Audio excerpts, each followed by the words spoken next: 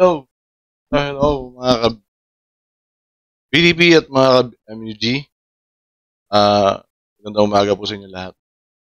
Ang araw, ah, masaya ako ngayon. Masaya ako. So, tiyak ko lang tong reaction sa akin. Yung video ko ni Sean. Salamat no, Sean, sa akin. Yun, ako lalo. Talagang gusto nyo masama sa Botswana.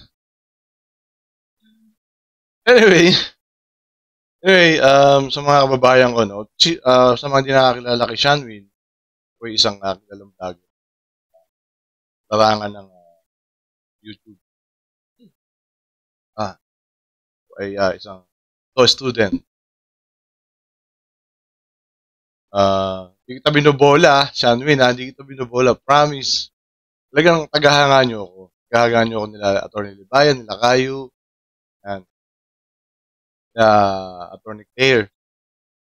Kasi ito ko sa mga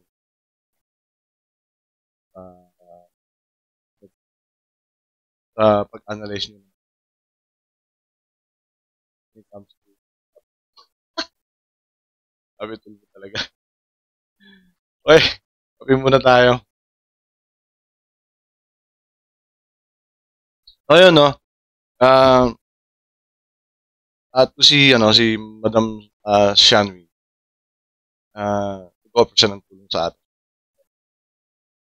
At yun nga, no, Shanwin, nai-comment ko na yung aking email sa so, na lang. If ever, any information na kailangan mo sa akin, email mo na lang. Salamat. Okay na mga kababayan, panoorin po natin to si Shanwin sa kung paano niya ni-react sa YouTube. Highly suggest. Siyempre, kung sasabihin natin, mag-subscribe kayo, dapat mauuna ako. Walk the talk. Diba? Ayan po, no? Aliw siya, aliw. Aliw na aliw ako sa kanya. Lipat tayo dito kay MUG. Wala sa akin. No, ito, malakas pang bola tong si Sir eh. Panoorin natin. Okay, hello mga kamag at mga ka-BT. Grabe yung boses niya, no? Pang DJ talaga. Pwede siyang radio announcer. Ax, binula mo rin ako eh. Binula mo rin ako eh. But anyway, thank you. Welcome sa aking panibagong vlog. Okay, ito po magre-react lang ako dito sa segment ni Atty. Libayan, no, ni Idol. Pero idol ko to, alam niyo kung bakit. Kasi napakagaling na abogado nito, magaling na kritiko, magaling maghimay-himay ng mga sitwasyon sa politics. So, yun, kaya regular ako nanonood sa kanya at siyempre Atty. Claire Castro, kay Caillou, kay Shanwin, yan, kay Direk Freddy Valera. Pops, alam ko malapit na malapit na Pasko eh. Dapat ako mamamasko sa'yo eh. Uy, wala pa akong kita dito. Dapat ako talaga bigyan yung pamasko. Para mo na lang ng mic mo. Sira na yung mic ko eh. Okay guys, dahil binanggit ni Sir Mag yung ating pangalan, please, don't forget, no, bigyan natin ng mahigpit na yakap si Sir Mags. Yan. Gaya ng ginawa natin kay Miss Ann, tayo nang bahala kay Sir Mags. Dapat yung mga ganito, no? Gaya na sinabi ko, I highly encourage everyone to do something like this. It is very important na naririnig ng mga politiko natin ang ating hinaing. Pero gaya na laging sinasabi ni Atty. Libayan na ating pinuno na sinasabi ng mga Tulfonatics, daw natin? Yan, si Atty. Libayan ang pinuno namin. Namin kasi naka-join na ako sa kanila. Pinuno. Excuse me, anong term yung gamit nila? Puno? Poon, yun. Hindi poon, pinuno.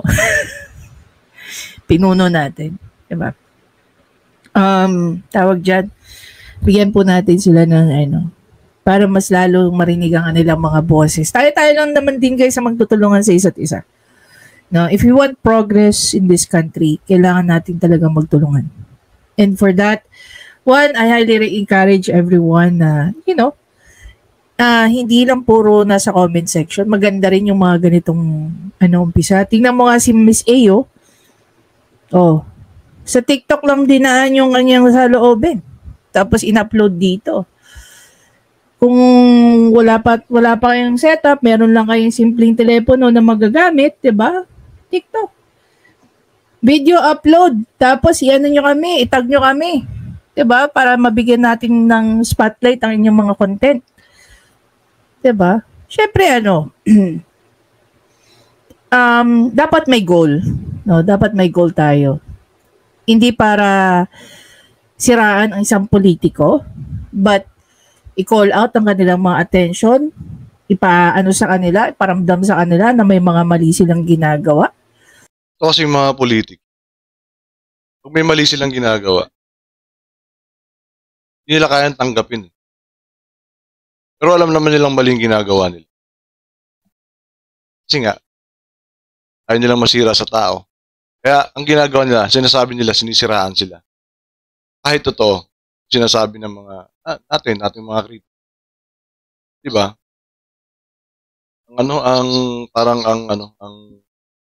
Sabi kong sabi nila,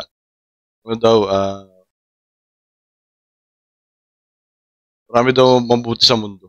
Pero parang naghahari yung kasamaan dating sa bis na itong mga politiko na tutulungan yung ating mga babayan, yung kanilang mga sasakup. Tumutulong pa kunwari. Pero mas malaki yung nakukuha. Hindi po natin. At syempre, hindi naman natin tatakpan kung ano yung mabuti nilang nagagawa. Gaya nga ni sinasabi ni Atty. Libayan lagi, issue, hindi tao. Tara, diretso tayo kay Magmalasakit. Yan yung mga yan ang magagaling na vlogger talaga. Yan yung mga talagang dapat pinapanood natin. Bola! Kasi napakarami natin. Walang bola yun, Seanmin, ano ba? Matututunan sa kanila when it comes to politics and law. Ano po? Parang hindi tayo inosente sa batas natin, no? Ito mag-react ako dito kasi super relate po ako dito, no?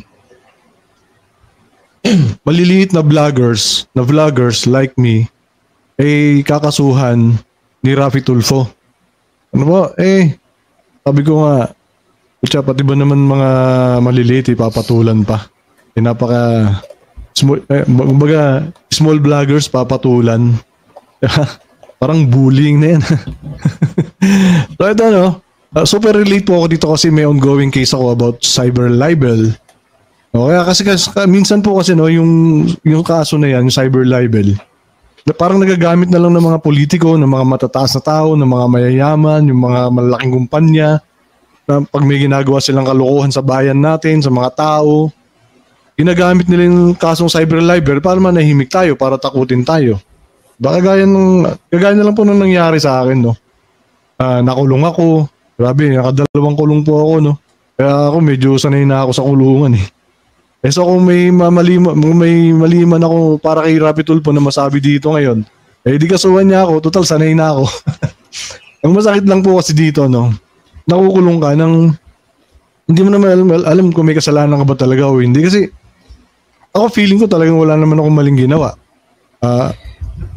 Okay, speaking of that, if you remember dun sa unang naging reaction video ni Atty. Libayan, alam niyo guys, ito, at kung naman yung sinishare ko sa inyo is based dun sa tinuro sa amin.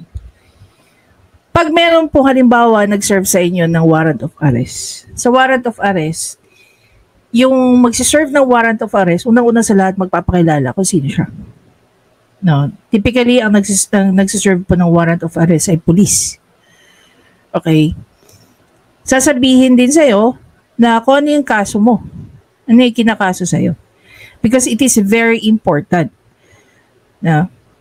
Alam niyo po ba, ito, ma-share ko lang din sa inyo. Kaya makinig kayo ng mga kababayan, matututo kayo rito. Tingnan po natin. Meron pong isang kasong na-dismiss. Only because, one, hindi siya nasabihan ng Miranda rights niya. Okay? Yung right to remain silent, and yada, yada, yada, blah, blah, blah, blah. Okay, meron din isa doon.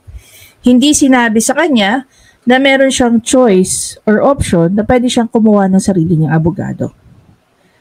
Okay. And yet, binigyan siya ng nagkaroon ng retrial yun.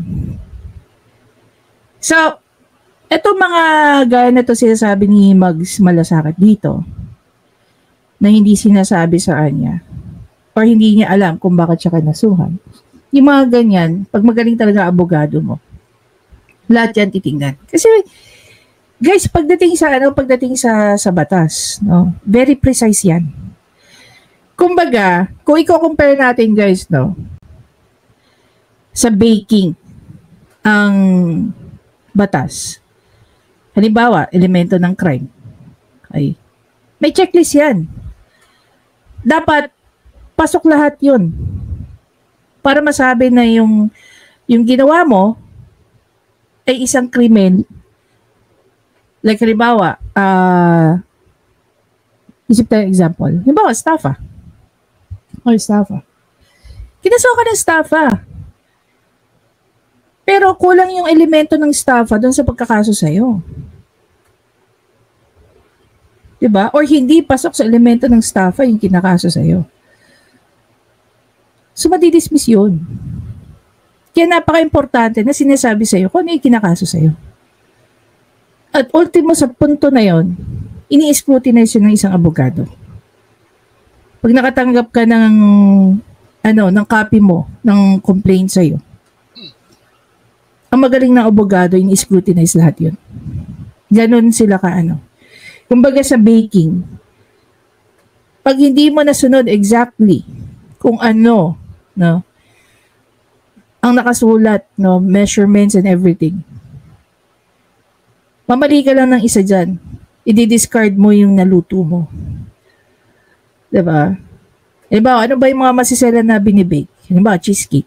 No? Sa cheesecake, kailangan very precise ka.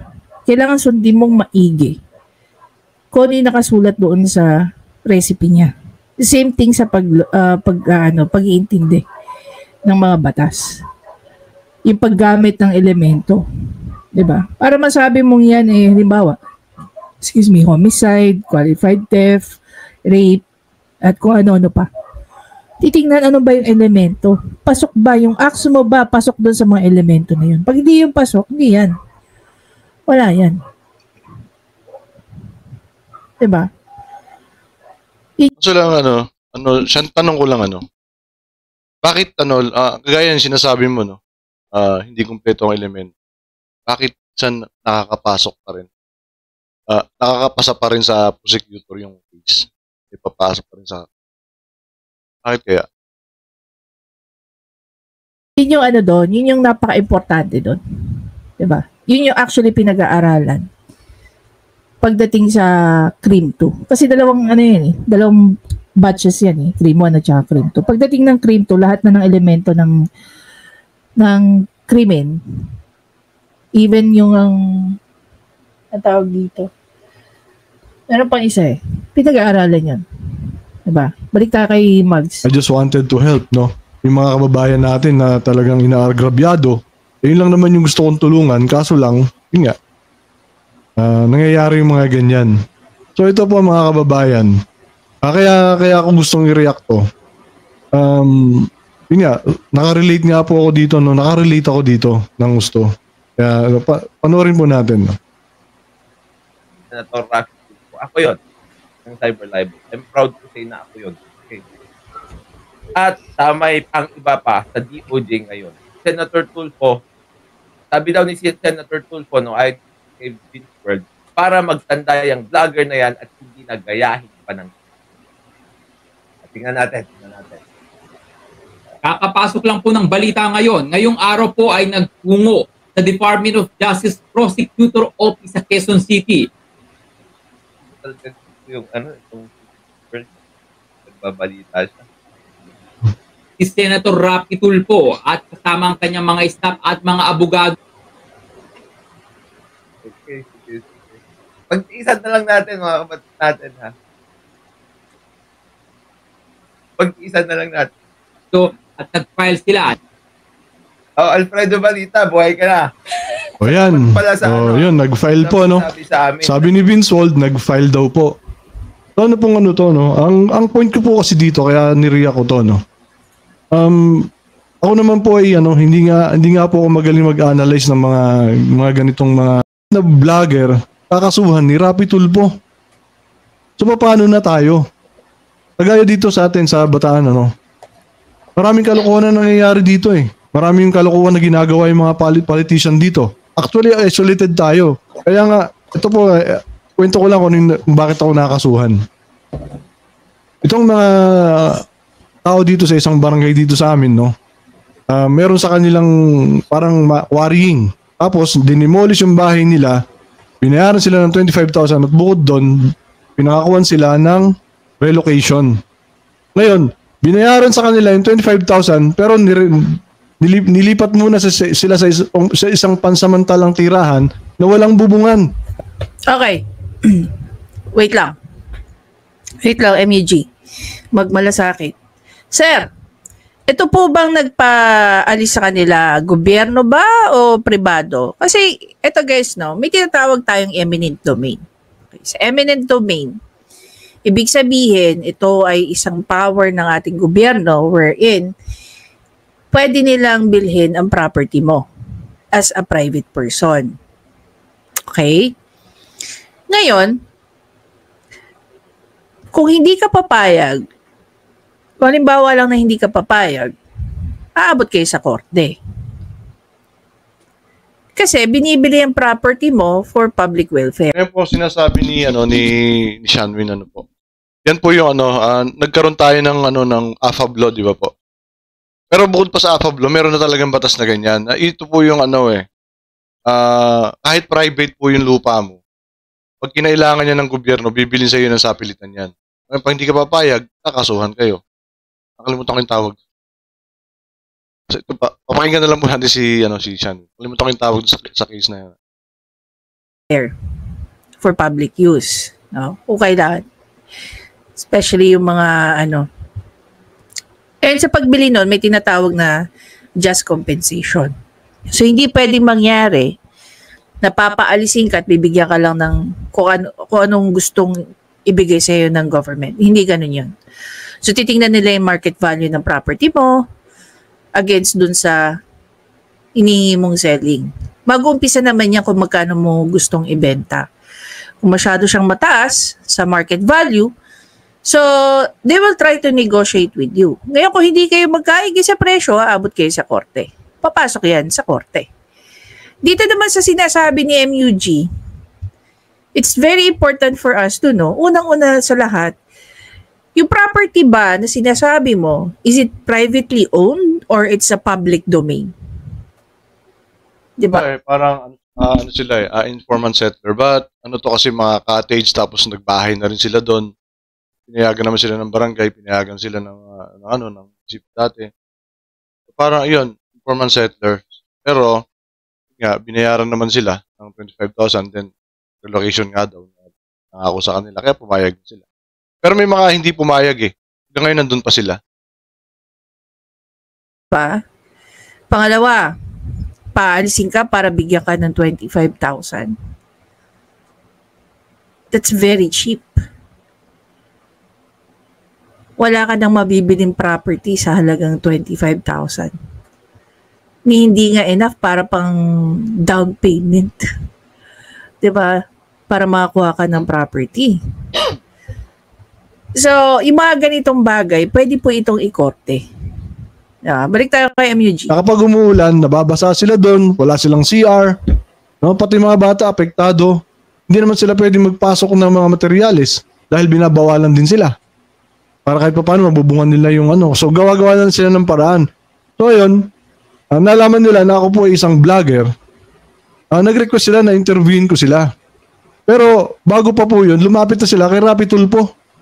At sabi sa kanila, bumalik daw sila ulit sa ganitong araw, kung anong mga araw yun. Pero, nung time na yun, sinabi nila sa akin yun, sinabi ko na wag na po doon kasi hindi kayo mapapansin dyan.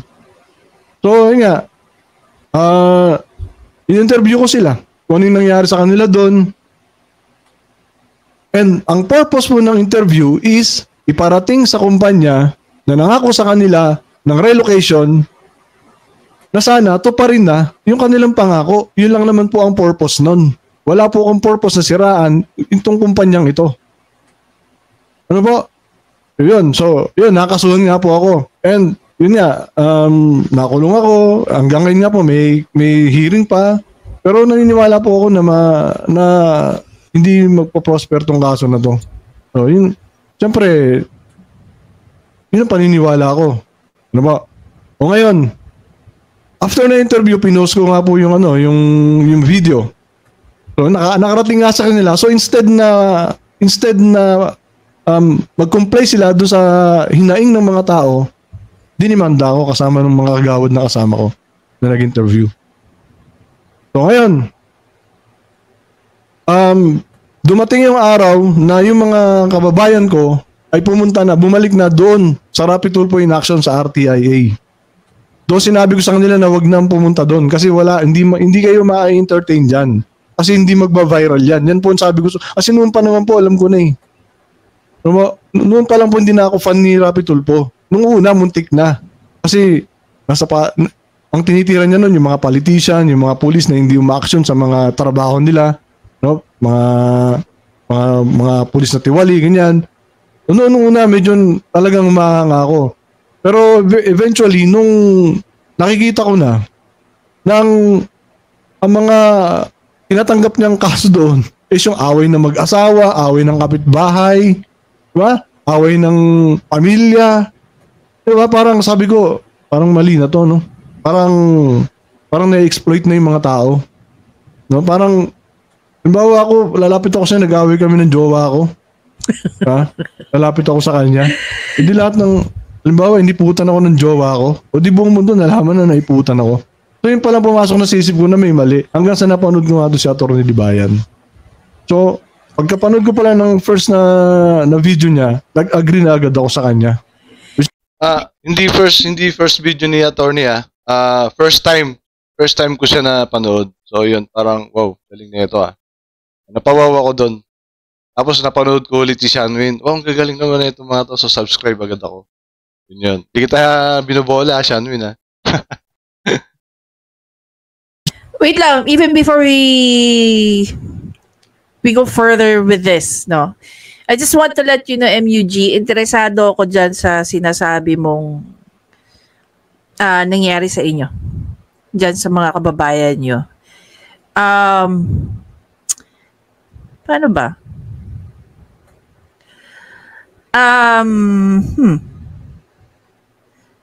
Magko-comment ako dito, i-leave mo sa akin yung email address mo.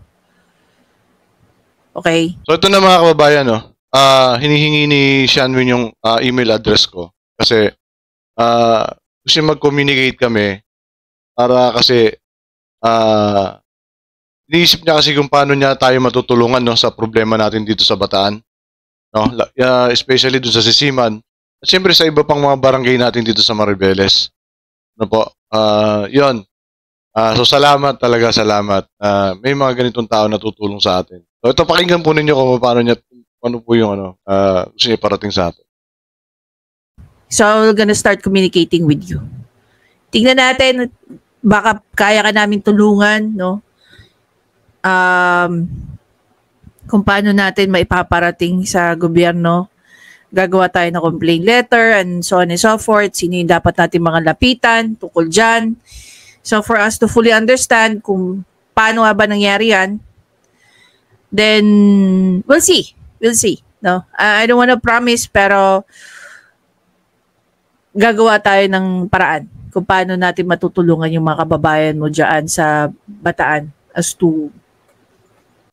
Yun. Ngayon pa lang, Shanwin, salamat. Salamat na agad. Salamat. Excuse me. Proper channel, kumbaga. Okay? Then, magsisik na rin tayo ng legal advice coming from both Atty. Libayan and Atty. Claire kung ano yung best course of action tungkol dito. Diba? And na rin sana sa DNR, no? Para malaman natin kung legal ba talaga or illegal yung mga activities nila dito sa Maribeles. Pero pag-usapan po natin, Shanwin. Which is tama naman talaga. Kaya nagtataka ko bakit kinakasuhan to ng cyber libel eh. So yun na nga po, no? Pagdating nila doon sa RTIA, may tinatawag-tawagan daw yung staff ni Rapid Tulfo. Ewan po kung sino tinatawagan walang sinabi. After ng mga tawag-tawag daw, sinabihan sila na hindi po natin may feature to kasi masyado pong higante yung kalaban. O diba? Ibig sabihin, may kinakatakutan din tong si Rapid Tulfo. Pag malalaking tao, takot siya. Diba? Pero pag mga general lang yan, mga kernel lang yan, mga mayor lang. I really don't think na meron na ba siyang pinatulan na general. More on colonel lang ang inaano niya Diba? Yan, hindi niya kinakatakutan Pero nagtaka ako, bakit itong kumpanya na to? Oo, parang ang kernel nga yan. Sinabi niya na inutil. Parang natakot sila. O di ba? Kawawa yung mga kababayan ko na humingi ng tulong sa kanya na ako na small vlogger na gustong-gusto ko lang natulungan sila para maiparating yung problema nila, ako pa yung nakakasuhan. So hindi ko po sinasabi dito na ako yung hero dito, no? Ang sinasabi ko lang dito, small vloggers, Rapid Tulfo, papatulan mo. So paano na kami? Kami na dito sa Bataan, na halos na isolated po kami. Lahat po ng mga halos politician dito, mula governor, mula congressman hanggang mayor magkakakampi. Kaya pag kami ng mga kritiko nila, ginawa nila ng mali, wala kami matakbuhan. Di ba? Wala kami magawa kundi magsiwalat na lang ng samaan loob sa social media tapos kakasuhan mo. Ini-encourage mo ba ang mga politician na ito? Na kapag may mga vloggers na kagaya ko, kakasuhan nyo para manahimik? Ganun po ba yung gusto nyo? Mr. Rapid Tulfo? O ngayon, kung ako po ay may nasabi sa inyo na mali para sa inyo, Rapid Tulfo, kasuhan nyo ako. Total, sanay na ako Sanay na ako sa mga ganyan. Di ba? Kaya, ang sakit na loob na ganyan ang ginagawa nyo. Ganyan ang ginagawa nyo sa mga kagaya namin na small vloggers. Emotional ako dyan. Parang tingin na nadadala na naman ako ng emotion ko at this time. Kasi, di ba, nakasama naman talaga ng loob. Kasi, sino pa yung mataas na tao? Yan, kagaya nila Rapid Tulfo, kagaya ng mga kumpanya na nagmanda sa atin. Sila pa yung sensitive. Di ba? Wala naman tayong purpose doon sa video kundi parating lang naman yung hinaing ng mga tao. Sana nag-complain na lang sila, di ba? Mayaman naman sila kaya naman nilang gawin yun Bakit hindi na lang nila gawin? Bakit kailangan pa nilang patahimikin tayo? O magitan ng pagdidemanda ng cyber libel. Tapos si Rapid Tulfo nga dati gusto niyang i-decriminalize ang cyber libel. O ngayon, gamit na gamit niya. Di ba? Gamit na gamit niya para ipang tapal sa bunganga ng mga small vloggers. Di ba? O, natitreten siya sa mga small vloggers kasi marami kami. Nadadagdagan pa. So, ako nga, ala naman akong plano sana. Kaya lang, bakit nung ginawa niya to, so parang sinabi ko nga dyan na parang kinukumbinsi niya yung, kasi, sikat na sikat siya Public figure siya Diba? So, magkaka-idea ngayon, yung mga politician dito, pwede rin nilang gawin yun. Diba? O kahit na, basta, perwisyoin ka lang nila para manahimik ka na lang. Diba? Kaya masyadong naging emotional ako dyan. Sana naman hindi ganun, no? Kung politician ka, matuto kang tumanggap ng kritisismo. Diba? Sabi nga ni Rapid Tulfo, pag ikaw ay government official, hindi ka pwede maging balat sibuyas, tapos siya. Diba? Sabi nga ni attorney, diba yan kagabi balat kamatis daw. Yes, huli natin. lang namin idinadaan yung sama ng loob namin sa mga politician kapag may mali sila. Pag inargabyado nila yung mga kababayan namin, dito namin dinadaan sa social media. Okay, this is not the first, but this is actually one of the many na mga sabihin na lang natin, mga tao na naglalabas ng kanilang mga boses, no? Saludo tayo dito kay MUG Malasakit, pati same with Super DM. Kung bakit lang siya nagingay ng ganyan, because kailangan ng tulong ng kanyang mga kababayan. 'Di ba? Dito kay Sir Mag, di ko alam kung ano yung pwede naming itulong sa inyo, na paano namin kayo mag-guide. But we are more than willing to find remedies dito sa issue nyo. Okay? Dito sa boses ni Sir Mag na nararamdaman natin yung disappointment niya. Pati yung frustration niya kasi hindi niya, gaya nga ng sinabi niya, hindi niya alam kung kanino at saan lalapit. So basically, hahanap tayo ng paraan.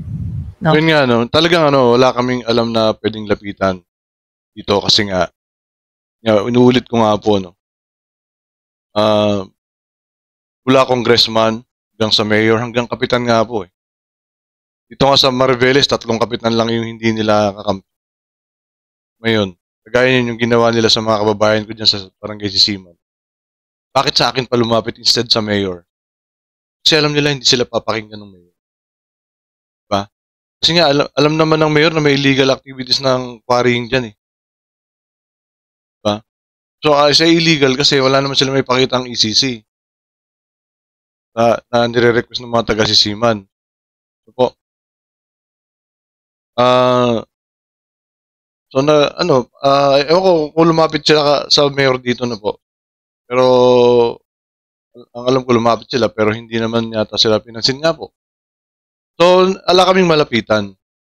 Kaya nga, social media ang ginagamit namin para baka sakali may makapanood na kinaukulan at matulungan kami.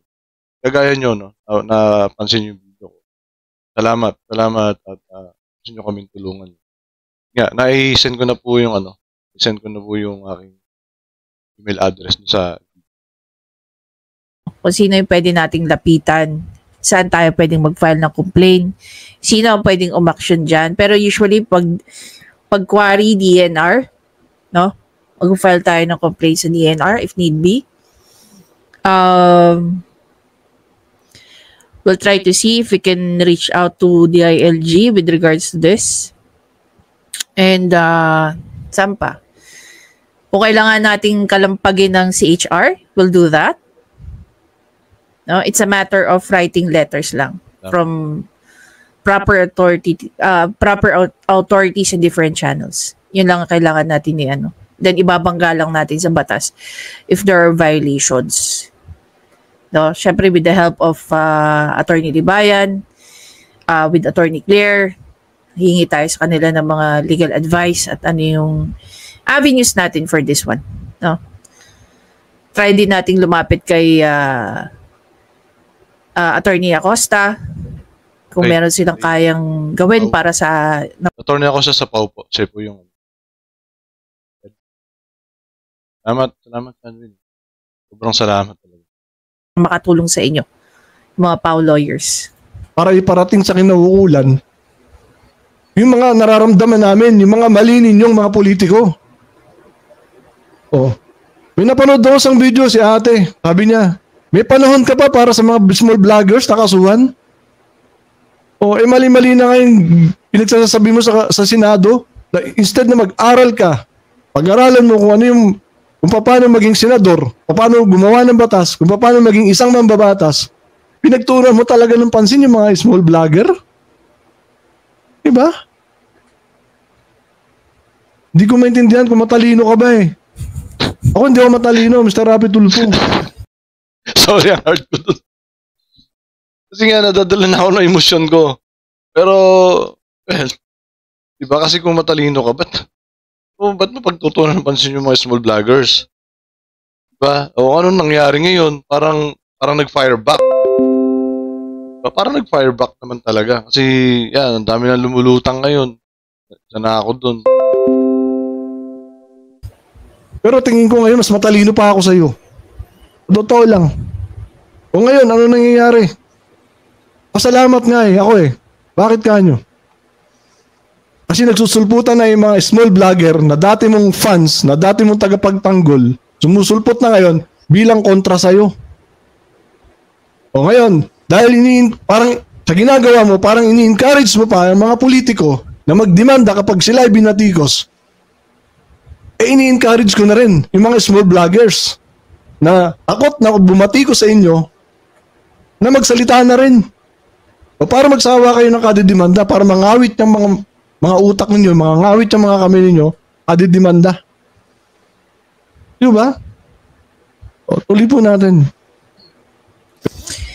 Anyway, I'll just gonna cut it here, no? Doon po sa mga hindi pa nakasubscribe kay Sir MUG, please feel free, no? Na siya ay ating bigyan ng matinding suporta. Yan. Anyway, as you can see, they have two different stories. Si Miss A, iba yung galit. Iba yung inis niya diba? Siguro dumating na siya sa point na I had enough of Raffy Tulfo dyan sa Senado. Dito naman si Sir Mag, MUG Malasakit, he's coming from experience. That, alam mo yung pakiramdam na ewan ko kung naramdaman nyo rin yun, pero para sa akin, parang, he's desperate. He is desperate to the point he wanted to help yung kanyang mga kababayan. Because nakita niya yung injustice Yung mga taong maprinsipyo gaya nito ni Sir Mag. Ito yung mga taong hindi nakakatulong hanggat hindi nakakagawa ng solusyon para doon sa mga taong na-oppress at nakakaranas sa mga injustice. Parang tayo yan. Alam niyo sa totoo lang, no? Ito si Atty. Libayan, ganyan-ganyan lang yan. You have no idea kung gaano kabait na tao yan. Hindi ko binubola si Atty. Libayan, It so happened lang na I had, an incredible interaction with Atty. Libayan. And marami siyang magagandang goal para sa mga tao. Especially doon sa mga nangangailangan ng legal assistance. No? Galing imagine, nagtatagpag tayo na isang pananaw katulong sa mamamayan na wala namang hinihinging kapalit. Kagaya ni Atty. Libayan, totoo po yan. Parang, tumutulong siya, hindi niya pinapakita sa camera. Kaya sinasabihan siya lagi, wala ka namang naitulong yung mga bashers. Siyempre, alam ka namang i-ere pa niyan, parang ginaya rin niya si RTIA, si Raffy Tulfo, di ba? Mga tao talaga mapag-husga. He wanted to do something na makakatulong sa mga kababayan natin na nangangailangan ng legal assistance. He just don't know how and where to start. Well, basically, he knows. Remember, nag-post ako ng pangalan? Kasi naghahanap na nga siya anong ipapangalan doon sa sa gusto niyang umpisahan. No? It is his simple way of giving back. Sali ako Atty. Libayan, sali ako dyan Doon sa mga sumusuporta sa kanya. Sa growing community niya. Sabi ko nga kay Atty. Libayan, alam mo, Atty. Libayan, no?